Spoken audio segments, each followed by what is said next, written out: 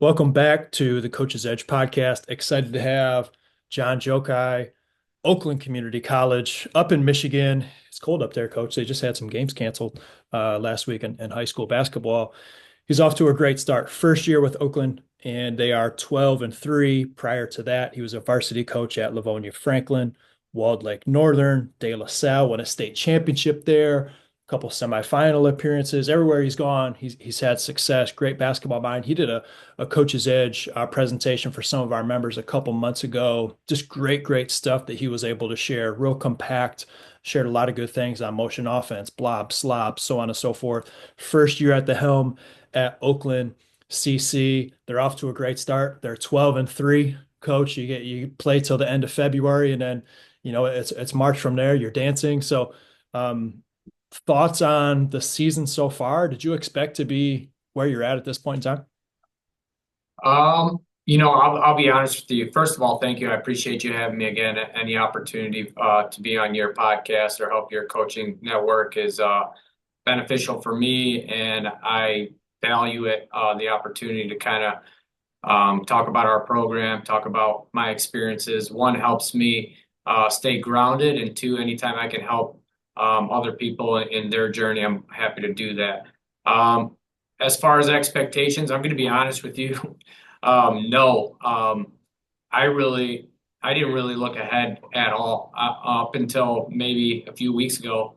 Outside of our league schedule, I didn't know who was next. I didn't know what games are up. It's really been a day-to-day process for us. We get certain hours a week once the kids are in school, and the biggest thing I'm finding is it is a long season. We started on August 27th, 2 to 3 days a week, and we gradually kind of built up and ramped up as the season went on. So it's been a pleasant surprise. We put in a lot of time. I think we were very prepared early on in the year, but now we're 1-0. League play started for us on Saturday. It's a whole new season for us. League play, similar to other college levels, league play is crucial in order to make the tournament. So it's its own season. We had a great non-conference schedule, play some really tough teams, played really well, but all that doesn't matter. We're 1-0 in our league. We got a really tough St. Clair, well-coached, disciplined, nationally ranked team coming in to our place tomorrow. And, that's what we're trying to do, trying to go 1-0 again tomorrow if we can. Mm-hmm. St. Clair's always tough. My youngest brother, Micah, played for Mid-Michigan for 2 years. And St. Clair was always a tough matchup, well-coached, disciplined team. And obviously they have some players to play at a high level. You can't be a high-level team unless you have great players. They have that as well. So good luck tomorrow as we're recording this podcast. This game will have played. We'll know the results by the time it comes out. A lot of coaches are curious about practice planning. I'm curious to hear your experience on how you view practice planning. First of all, you've been an assistant coach, you've been a varsity high school coach, now a college coach. When you think of putting in your practice plan, what are some of the first things that come to mind? And then if you don't mind sharing, how would you chop that up throughout the course of a week? Sure. So practice planning for us is crucial. Generally, our coaches will meet the day of to kind of go over and see what types of adjustments we want to make to the plan. But we break it down into phases. Obviously, the first portion of your season, it's really just focused on who you are and just getting better daily. Implementation, obviously, conditioning, those types of things become a focal point, an early point of the season. And we try to emphasize defense early on in the year to set the tone. We really believe that what you emphasize is what your kids pick up on and value as the most important things in your program. So early on, the first couple of weeks of our season, we're really just, I would say about 75% defense, 25% offense. This year, my first year, is a little bit different. In order to be able to work on your defense, we felt that it was important to have some type of foundation in offense. So we probably spent a little bit more offensively than we will next year, with maybe hopefully some returning guys that understand on offensive concepts. We had to spend a little bit more time to make sure that, hey, we want our defense right, but if you're playing against terrible offense, your defense is going to look great. So we had to kind of balance the two a little bit better. And for us, for a high school coach, that would be the early part of November. For us, it's the early part of October, where we don't have any games. We're preparing for scrimmages, but really just focused on ourselves. Um, One of the tidbits that we value, and a lot of coaches always ask me, is, hey, when do you put your starters against your reserves? Do you mix the two teams up in that? In the early part of our practice planning, we split the teams up as much as possible to kind of have a good balance with the first group and the second group blended together. And then as we get closer to league play, we start to focus more on rotations and those types of things, and allowing our second group to really come together, work together, and play against the top group. We think there's benefits to both of those approaches. So we're more of a blend in that regard. But our coaches that come in will talk about our practice plan, what we want to emphasize. Generally, our practice, we will start off our first 15 minutes. And this is something I'm sure we'll talk about later, skill development. Our first 15 minutes of practice is going to be either some type of full court conditioning or skill development. Our next 20-minute segment will be focused on defense, primarily just breakdowns, small-sided games, scrimmages, closeouts, those types of things. And then we'll get into more of our primary break, secondary break. And then we also want to incorporate a lot of shooting into our practice as well. So we'll find 15 to 20 minutes to get ways to get shots up. Within our shooting, we try to incorporate defensive principles or passing principles to kind of piggyback certain things. And then the last part of our practice is generally either more shooting or more team-focused concepts. Once we get into league play, then scouting becomes a part of it, and we're kind of focused on the team a little bit that we're playing next. Some teams you got to spend days to prepare for it. Some teams play different styles to where maybe you're not spending as much time on plays and actions, but more personnel type stuff. So hope that answers your question. A lot of great stuff right there. You mentioned incorporating some of your defensive concepts into some of the shooting that you're doing. What's an example of that? Yeah, so we've got one drill where we call it Bama shooting. We start with it's a 2-on-1, two offensive guys, one defensive guys. Coach passes it out to it's a wing and a corner. Coach passes it out to one of them. You get one pass and no dribbles. The defensive guy's got to close out. You get one pass, so we're working on one mores, quick decision making, and then you shoot. And then the next defender comes out. You're passing it. The offensive guys rotate, and you're passing it out, and you're closing out to one corner. And he's got to make a decision. Sometimes it's a pass fake, gather shot, but you're trying to move that defender to get yourself open. And then we switch it to 3-on-2. Then we switch it to 4-on-3. And every time you add someone in the line, you get an additional pass. So that's kind of our quick reaction defense, closeout, scrambling, while also getting game shots. I love that. That reminds me of a drill. We call it the closeout shooting series, and there's like 10 different variations that we have, stationary, dribble, movement, things like that. I'm going to send the video snippet of it to you so you can see it. And I love what you're talking about, a little more emphasis on the defensive side of things, as well as obviously they're working on shooting, decision making offensively. When you guys are shooting, I'm kind of skipping ahead here because we kind of talked about Sure. skill development. So we're going to do some skill development stuff first. Well, let's keep talking about shooting. You're trying to get shooting in throughout the course of practice and a season. A lot of the coaches I talk to, they're always asking, boy, I'd like to spend a little more time shooting. I'd like to spend a little more time on our skills, but it seems like we don't have the time because we want to spend more time on scouting report, strategy, press, whatever that might be. Is this something you say, hey, we're always going to make sure we're spending 15, 20 minutes on shooting? And if so, what types of shooting does it look like? Like, is this individual players getting shots up? This is like one on oh. Is this small sided game shooting? Is this like random shooting? I mean, there's a lot of different ways we can get shots up, right? Is this like a team shooting drills? Hey, 2 minutes on the clock. We're going to try to get 100 points in this full court shooting drill. You know what I'm saying, Coach? Like, there's a lot of different ways we can Absolutely. break this down. Yeah, and we kind of touch on a lot of different variations of getting our shooting in, but we primarily focus on um, two main shooting drills that we have. One of them is partner shooting. We put 15 minutes on the clock, you and a partner. Usually during this time, we'll split up our bigs and we'll have a big man coach working on more big man related shots, footwork, post moves. But sometimes we'll also have the bigs incorporated.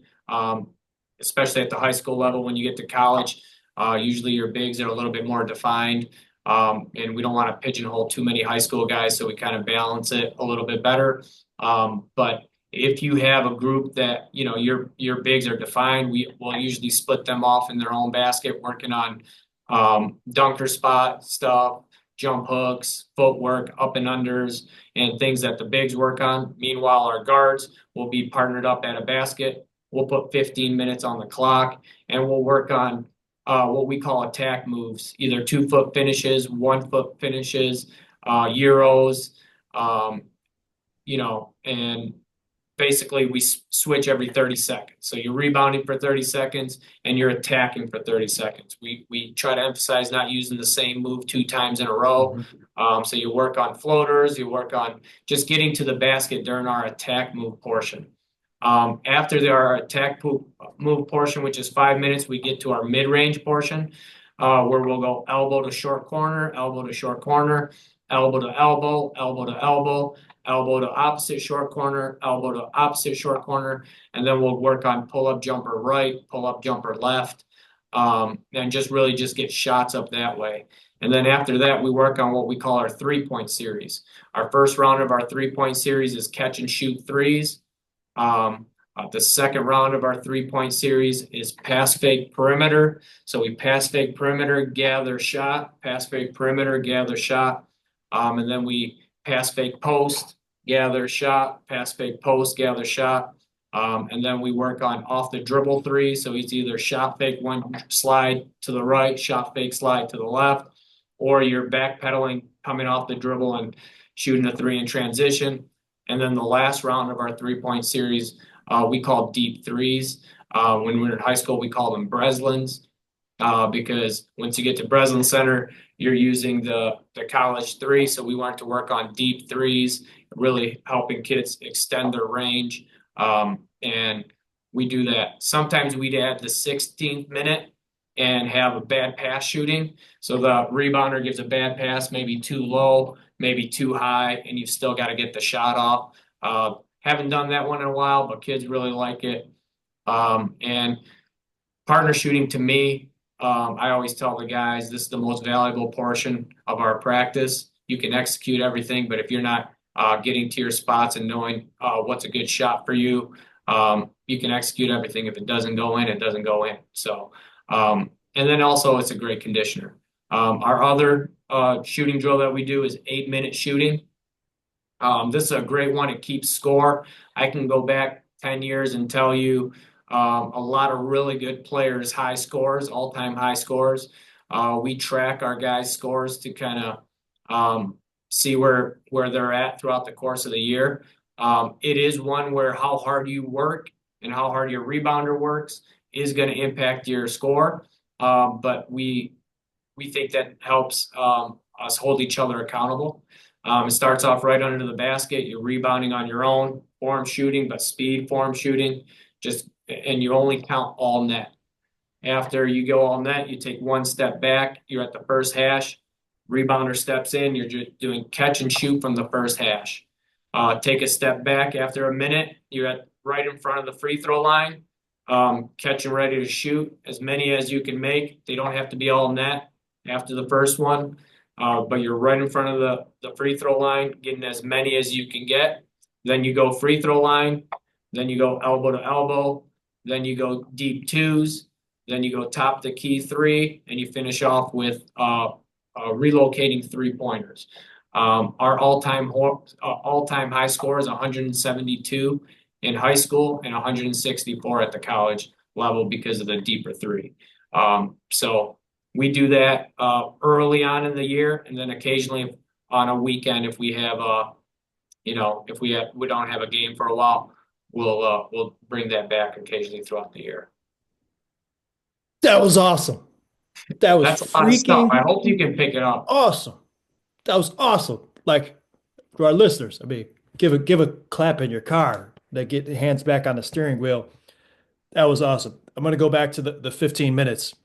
Sure. Um, if you've been listening to the podcast for a while, I'm always talking about variable practice. I'm always talking about variable practice.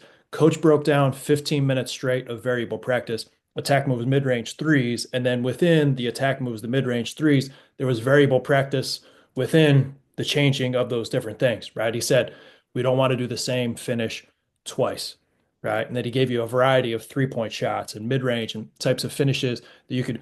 This is high intensity, as he mentioned, it's a conditioner. If you have enough baskets with your team, it's partner. So like everybody's going, there's no waiting in line. You know, I love that, right? So we're pushing game realistic. So many great things in there. Absolutely love that. Let me go back. The 8 minute shooting drill. This is individual, right? So my partner's rebounding for 8 minutes straight. Yep. Rebounding for 8 minutes straight. So you're getting a lot of shots up. So Yep, if the high score is 170 at the high school level, which trust me, at the freshman level, if they get 100, that's that's a great. win. Okay. That's a win. Yep. So if you're a freshman, your goal is 100. For us, we try to tell people to be a green light shooter, you got to be 140 or above.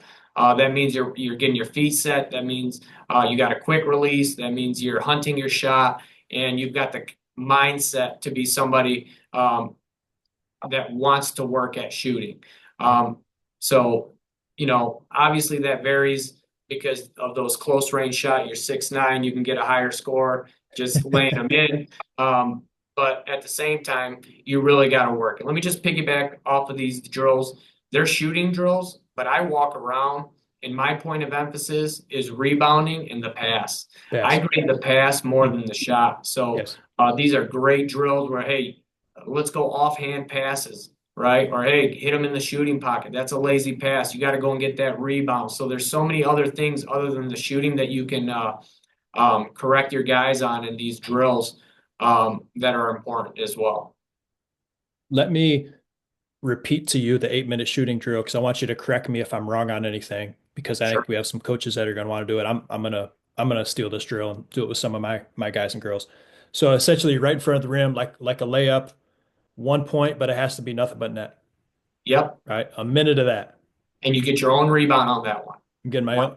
A minute's a long time, right, to minute do is a that. long Right. I time. mean, so I'm going a long time doing that. Then I'm at the first hash mark. Yep. Does that have to be a swish or is that just a make? That's a make, and your rebounder steps in for those. Okay, so after the first minute, my rebounder's now into the drill, right? So Yep. I go first hash mark, I'm shooting for a minute, and then I'm going just inside the free throw line for another minute, Yep. free throw line for a minute, inside the 3 point line, Um, Elbow to elbow after free throws. So elbow to elbow for a minute. So essentially like a layup, quick finish in front of the rim, first yep. hash mark, minute two, minute three, just in front of the foul line, minute four, foul line, minute five, elbow to elbow, Yep. minute six, deep twos, Yep. minute seven, top of the key threes. Is that right? Just top the key three. Yep. And then minute eight is relocation threes. I'm assuming a rule would be like, hey, you can't shoot it from the same spot twice in a row. Exactly. We want our Okay. shoulders square to the basket. Some guys like to curl the 3 point line. If they're Mhm. a right left or a left right shooter, you can work on that. But we try to teach, especially at the high school level, keeping your shoulders square to the basket, but Yep. never shooting the same spot. Yeah, that's big. I mean, and if you're, whether you're shooting off of like that lateral movement, that shuffle, being able to, if you prep early, you can get your step in. And if you're a hop shooter, you can still lateral slide, get set early, and then shoot off that. But keeping hips on the rim instead of, keeping hips and shoulders off the rim and turning, it's just easier shot if you have the choice. That was fantastic. And I think for any coach listening, if they apply one of those, they're going to be able to get in skill development. There's finishing involved, there's ball handling involved. So you're getting more than simply shooting in, even though they're getting hundreds of shots throughout the course of 15 to 20 minutes, which is fantastic. You mentioned majority of your practices are defense, right? Defense focused. So when you break down your practice plan, you talked about, okay, we're doing some skill work, we're getting up and down full court, whatever that might look like for about 15 minutes. We have 20 minutes of a defensive breakdown. This could be small sided games, whatever that might be. Give us some examples of what that might look like. And then how do you go back? Because that's only 20 minutes, right? How do you Yep. go back later into practice and also get after it defensively? Is that just a point of emphasis when you're, playing 5-on-5, or do you do another series of, defense focused drills later on? Sure. Great question. I always like to give our breakdowns before we play. One, to kind of set the tone of what we're looking for once we get to our live play. There's a lot of times where I've gone right into live play, then I've tried to go into our offensive breakdowns, and our live play isn't where it needs to be because we haven't done our offensive breakdowns. And it's the same for defense. So with our defensive series, I like to one, work on the conditioning, work on the stance aspect of it, but also kind of emphasize the types of things we want to include into our live play. Being gaps, swiping in the gap, one hand thumb in the eye closeouts. We don't want to chop our feet. We want to sprint to the length of our closeout. We want to sprint to recovery. We call it recovering instead of help. We want to sprint to our recovery rather than slide to our recovery. So we think it's important to kind of go over those points of emphasis to kind of see it translate into our live play.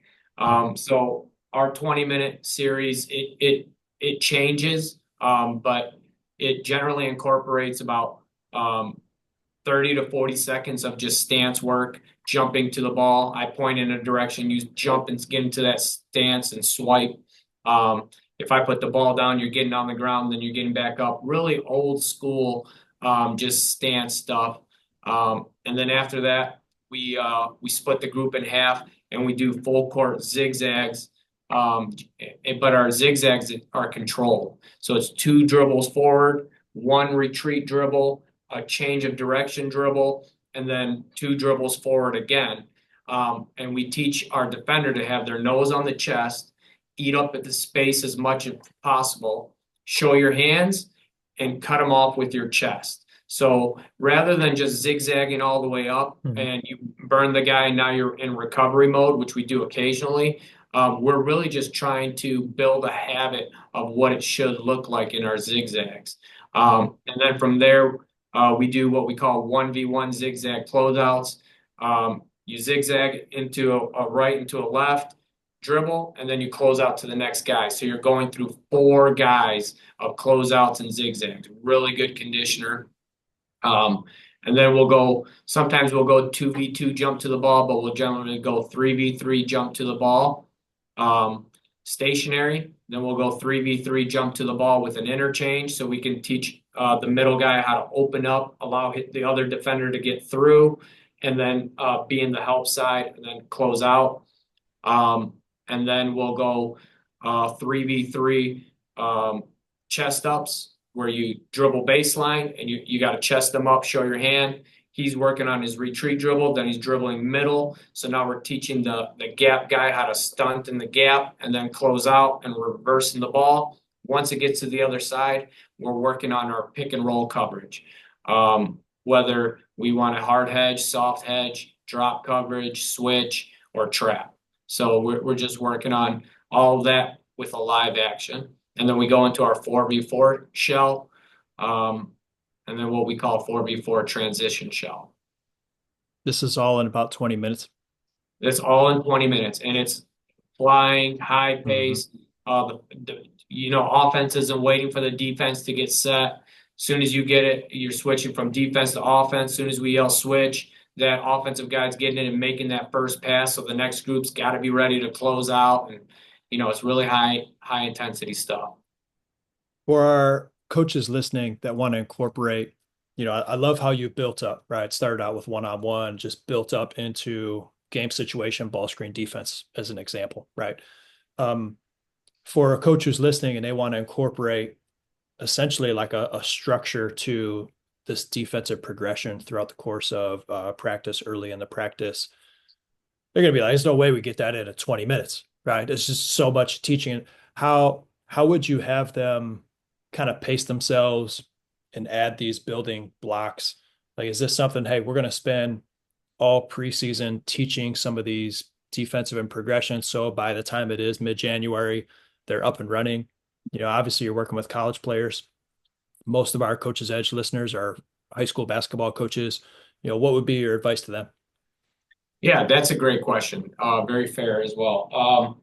So generally what I like to do is explain to the guys, whether it's in a classroom setting early on in the year or on the court, say, hey, listen, guys, we're going to build our defensive series. These 7 to 10 drills are going to be incorporated in what we call our defensive series. Today, we're going to show you 3 of them. They've got a name. It's your job to remember the name, the rules, and the rotations. So we'll teach them 3 at a time. Today we'll work on it. The next day we'll come back and teach the same 3 and add 2. The next day we'll come back, teach the same 3 and the 2 that we added, and we slowly progress. And you'll know your group. You'll know when you can add more and when you can't, when they're checked out and when they're not. And then eventually you'll have your 20-minute set. This year, my 20-minute set is different than my 20-minute set last year. We're doing a lot less 4v4 shell. We're doing a lot more 3v3 and 5v5 shell. So this group, every group will kind of tell you what you can get away with, what they need more than others. But we slowly break them in. But one of the things we want to do is not teach on day 1 something, and then they don't see it until day Right. 4 or 5 of the Yeah. practice. Build on it, show them it to them again the second day. And our terminology is, hey, we want to dominate the workout. Let's dominate the defensive series. We don't want to just get through it. We want to dominate it. And once Mhm. they get to the point where they're dominating it, I know it's time for me as a coach to spice it up a little bit and change it for them. Yeah, I love that. Great progression. I love the word dominate. We had wristbands made a couple years ago for all the kids that said dominate the details. And you're, very, very specific with some of the details. And as coaches, give yourself a little grace. Each group is different, as you mentioned. You bet one thing before we move on to the next piece of your practices, but on the closeout, you mentioned kind of measuring with that arm coming out and not so much, and correct me if I'm wrong, not so much a choppy step? Is it more of like a hockey stop? That's a question that you've probably had. I have coaches that still come and ask me, hey, do you like a choppy step closeout? Do you like a sprint to a closeout? And so what made you kind of come to your conclusion, as coaches are always breaking down 2 hands, 1 hand, hockey stop, chop step, blah, blah, blah. Yeah, for us, the 2-hand closeout, um, and different levels you can get away with certain things. And once I got to the Catholic League Central, and you know there was just more shooters on the court, frankly, or a better big or whatever the case may be. Um, I started to see that a lot of the things that I was teaching prior we couldn't get away with. So I started to look at different ways and closeouts, and I found that the one hand closeout it helps guide the defense or the offense to the direction you want it to go. So if we want it to go middle and the ball is on the right side, you're going to go with a left hand closeout, and now you're forcing it middle. If you want to force a baseline, you go with a right hand closeout, and now your right foot is going to be lifted up, and you're forcing baseline a little bit more naturally. A lot of guys, you got to force off that 3-point line, especially at the JUCO level, where it's fast paced and a lot of 3-point shots. We just feel that running guys three-point defense and running guys off the three-point line is crucial. And the choppy feet, sometimes I've never experienced it because I wasn't a great shooter, but I'm sure you have. Sometimes someone gives you that perfect lazy closeout and it's just the right aimer It's for your blowing shot up. to go right through the net. You know what I mean? So we try to avoid that perfect closeout for the offense by running them off the three-point line. The part where you find your length, we've got a great freshman that I think is really going to have an opportunity to play high level 4-year basketball. And he's just scratching the surface of how good he's going to be.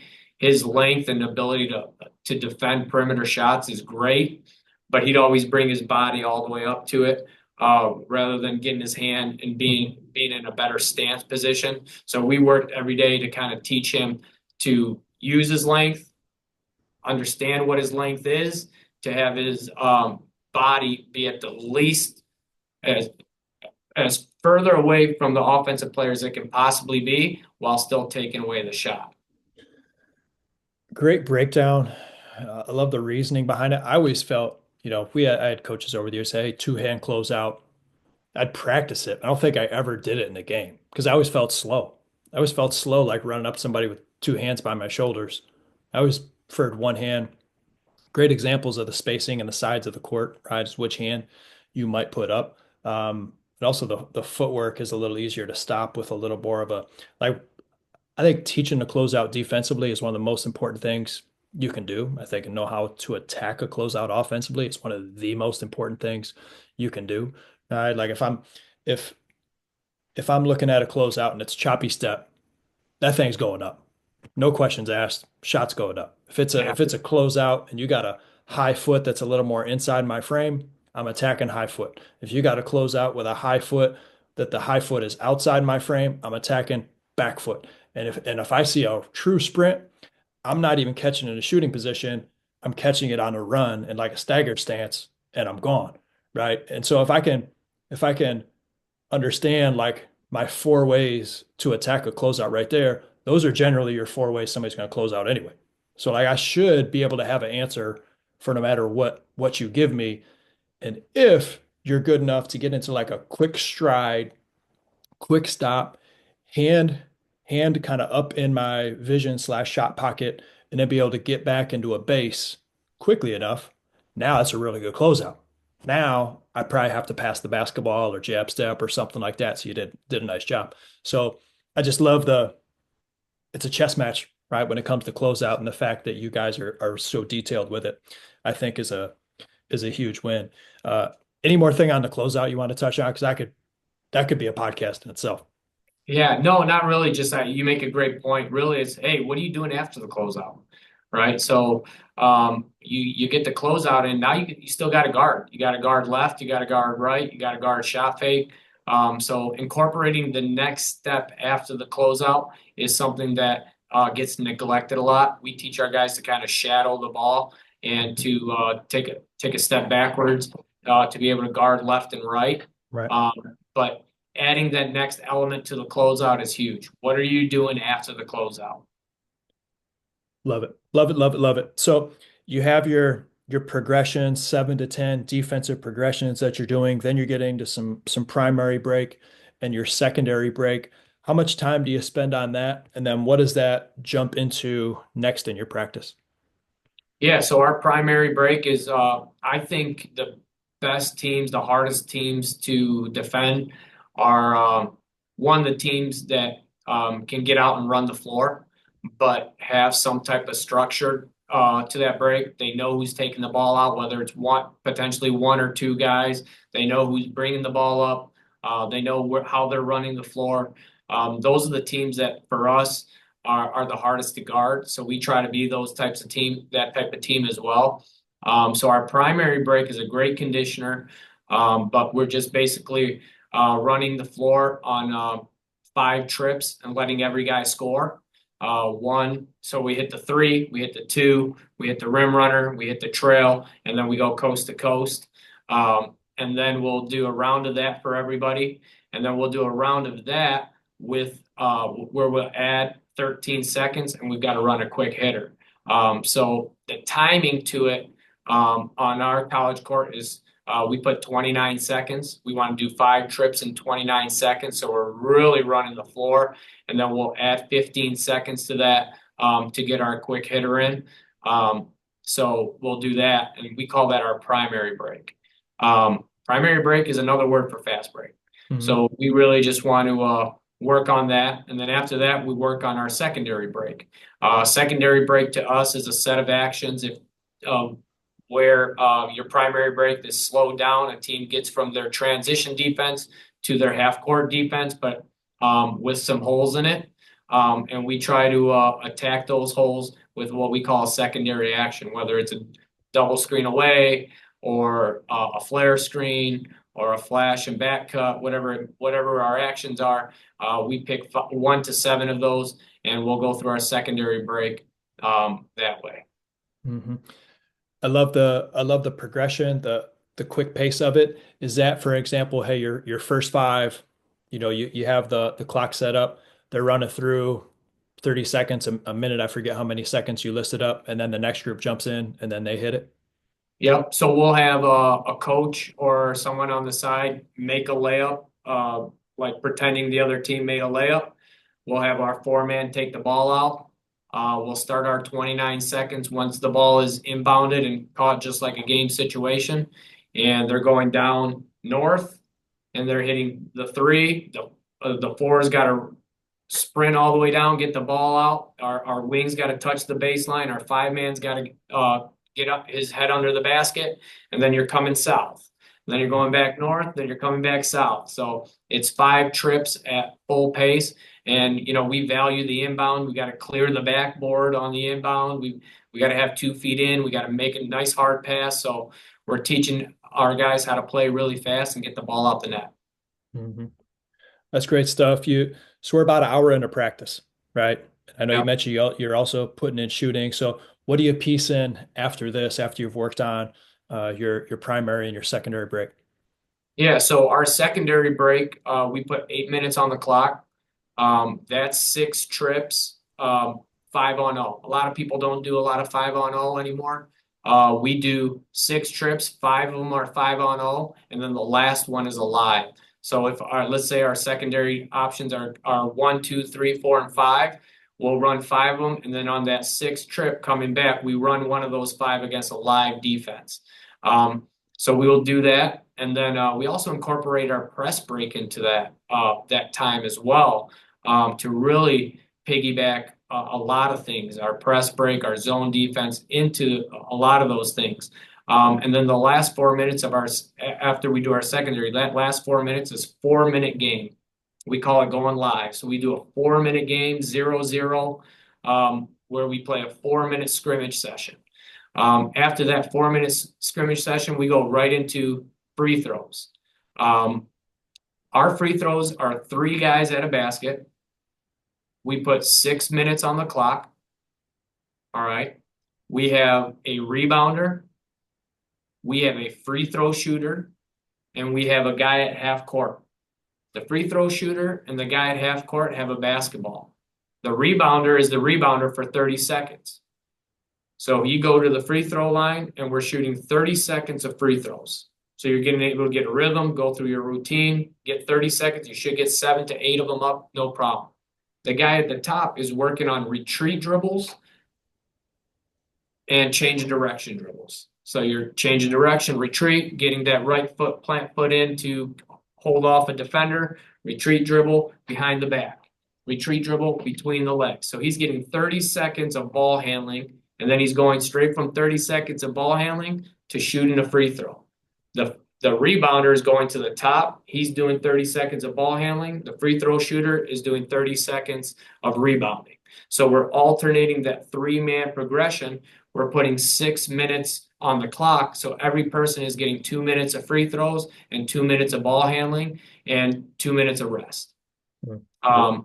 So that's our 6 minutes. Our other 6-minute free throw series is 2 at a basket. We're doing regular miking for 30, reverse miking for 30, and Kyrie's, which is right hand, left side, left hand, right side, switching every 30 seconds. And that's 2 at a basket. And then you go into what we call 1-on-1s, or once they got rid of it in high school, we did shoot two and rotate. So we're doing 3 minutes of skill development and 3 minutes of free throws. Gotcha. Gotcha. That's what we do Awesome. for our free throw series. So you've gone live, right? So hopefully we're breathing hard, competitive, short, competitive game, 4 minutes, high intensity. After we've done that, it's not simply block practice, right? Going back again to variable practice. They're working on their ball handling. If they're going hard for 30 seconds, right? You're still breathing. You come back to the foul line, 30 seconds off rebounding, 6 minutes. Then what transitions after that, coach? Yeah, so after that, we'll give a full timeout, we'll call it, water break. So if I'm upset, I give them a 30-second timeout. If they earned it, they're getting a full timeout. So they'll get 1 minute water break. And they've got to be back on the baseline in that 1 minute. All the balls got to be racked. They're getting a quick water break, and we're right back into that. And then we'll generally go to either working on zone, working on press, or whatever is next in the practice. So smarter your strategy, game Yeah, planning type work. Yep. exactly. Discipline. I know some of the coaches listed, you're screwing around with the water break, right? You got a minute, you got 30 seconds, do what you need to do, come back, get the basketballs up, ready to go for the next one. Right. I know, because I've been at some of those practices. Some of you guys are screwing around with the water break, and then you start talking, or before you know it, like 3 minutes gone by, you've lost the momentum and the juice of the practice, right? And you've started to get casual, and I think that trans seeps into the players, and then you start to lose a little bit of focus. So make sure you take that quick cut, boom, get your water, come back, and then you get back to it. So I'm assuming now, coach, this portion of your practice could differ a little bit based on, okay, we're concentrating a little more on us, or we're going to concentrate a little bit more on, what the other team is going to do. Would that be correct? Yeah, absolutely. At this portion of practice, I'm going to be honest with you. I'd say 60% of the time, the practice plan, you can crinkle it up and throw it out. One of my biggest strengths is kind of knowing what the group needs and um, what the vibe of the practice is telling me. Mhm. Like, hey, guess what? Defensive portion was terrible. So let's work on defense. Hey, guess what? They really want to compete and get after it today. They've got it in them to compete. Let's feed off of that. All right. Hey, you know what? They just don't have it today. And that happens. It happens at every level. I talk to D1 coaches all the time, and they've got the same problems I had in high school or in junior high, energy, effort, enthusiasm. That happens. Obviously, you don't want bad days, but when they happen, you still got to find a way to get stuff out of guys. And it may just be, hey, you know what? Let's go 5-on-0. We're just going to recap our plays today. Hey, let's put in some blobs. Let's put in some slobs, or let's run. You don't got energy. We got to get our conditioning in somehow. You don't have it. Focus. Let's get our conditioning by touching lines. That's my last resort.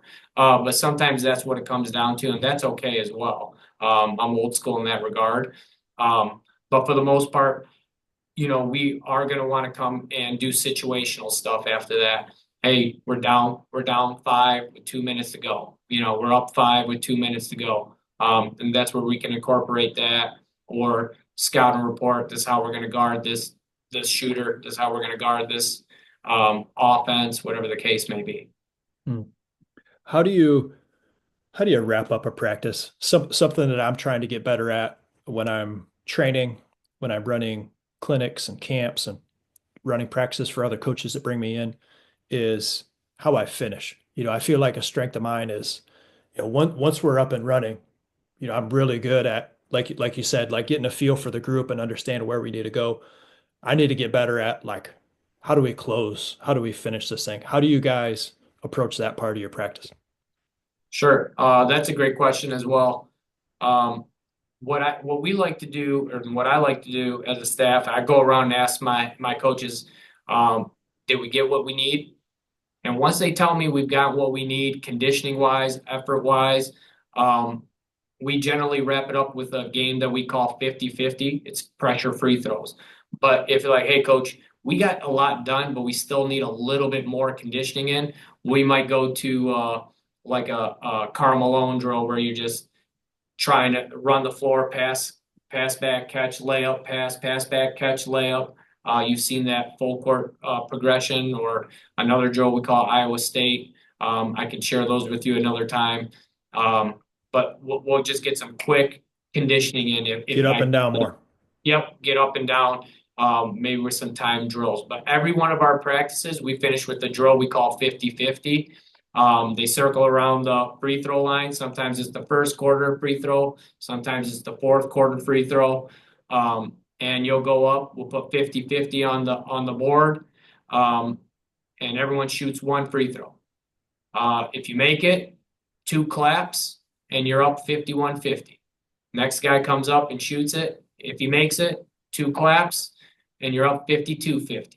Next guy comes up, he shoots a free throw. If he misses it, it's 52-52. So basically, you get two, the other team gets 2 points for a miss.